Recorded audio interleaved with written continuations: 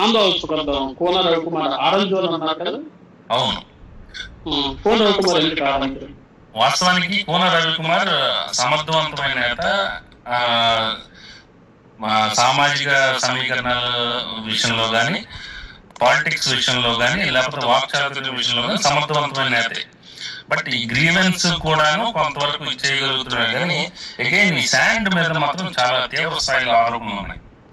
Sand విషయంలో మిగిలినవన్నీ పక్కన పెడితే అతను గ్రీన్ ప్లస్ లో ఉండొచ్చు, మిగిలినవన్నీ బేరీజ్ వేసుకుంటే. కాకపోతే ఈ శాండ్ విషయంలో మాత్రం తీవ్రమైన ఆరోపణలు ఉన్నాయి. వాటిని ఆయన ఎలా కంట్రోల్ చేసుకుంటారు అనే దాని మీద డిపెండ్ అయి ఉంటుంది. అక్కడ చింతాడ రవికుమార్ కొద్దిసేపు అంటారు, ఇంకొక అతను కొద్దిసేపు అంటారు, ఎవరు వాళ్ళే ఏమన్నా తెలియనటువంటి ఉంది. అక్కడ కూడా ఇప్పుడు తమ్మిన సీతారాం వర్గాలుగా విడిపోయింది కదా అక్కడ కూడాను.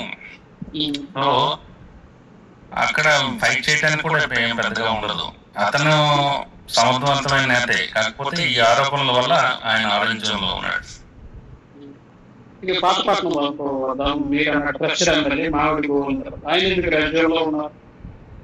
ఆయన ప్రచారం చేసుకుంటున్నారు.